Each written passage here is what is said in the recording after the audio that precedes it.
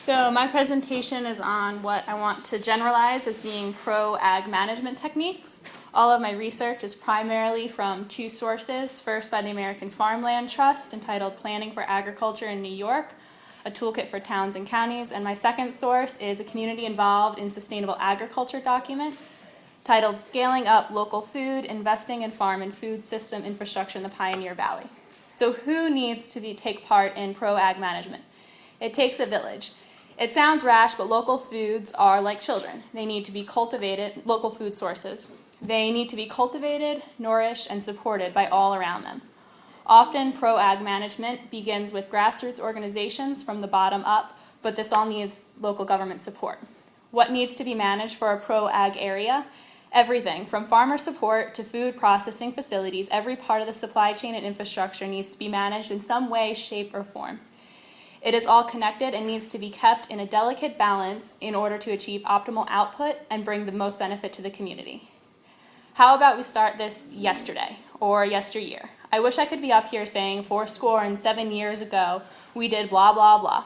But unfortunately I'm not, and I'm here to say it's not too late though.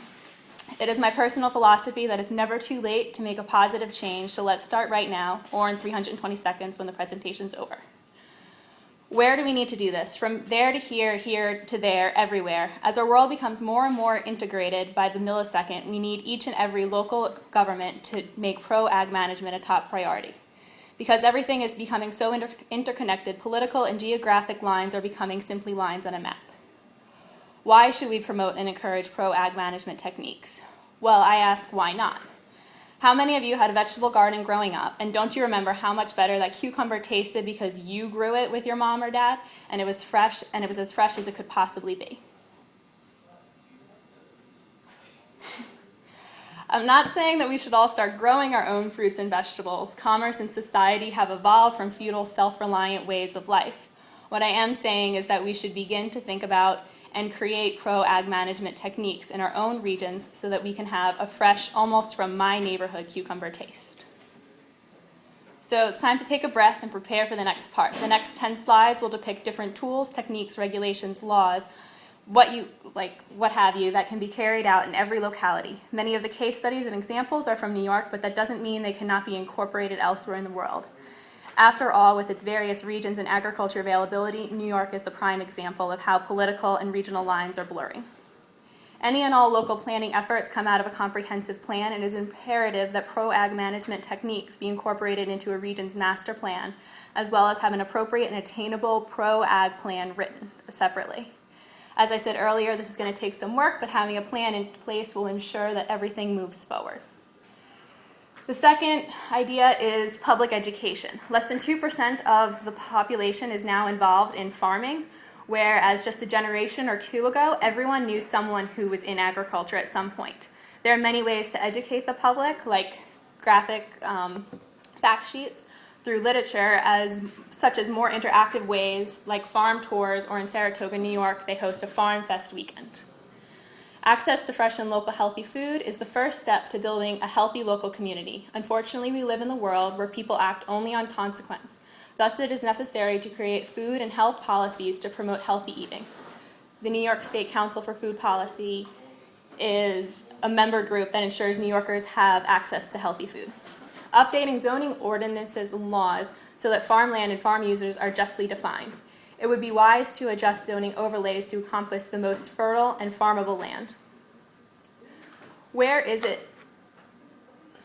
Whether it is by purchase or transfer, development rights ensure that land is permanently protected for agriculture. Essentially, the landowners lose the right to develop their land. However, they gain an assured amount of space to provide fresh and local food to their region. Often it is a heavy decision to make, spanning financial and moral grounds. Thankfully, many Long Islanders see the value in having the farm space. Subdivision ordinances govern the division of large plats of land into smaller parcels.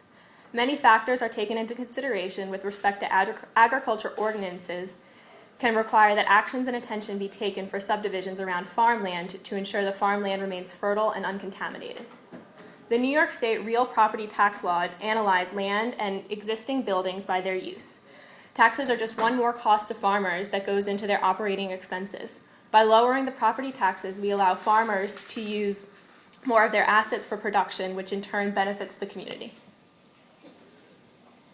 Just as cities and towns have economic development corporations, rich agriculture areas should too. Like this example, it is an invaluable resource for farmers. Through such groups, farmers can buy and sell equipment locally and work with each other to protect themselves. Which brings me to the idea of farmland protection. A group of farmers, typically owning 500 acres collectively, can apply for protection and exemptions from the local government for their land.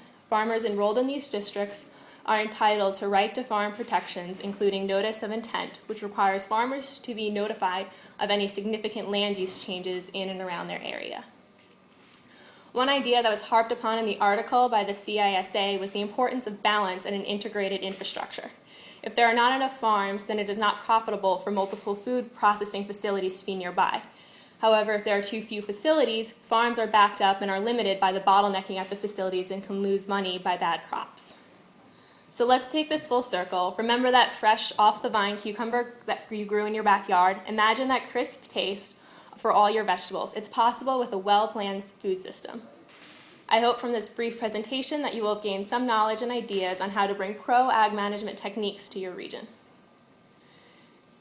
To bring it home and relevant to this audience, let's end with a note on how the area's sustainable DC initiative stacks up.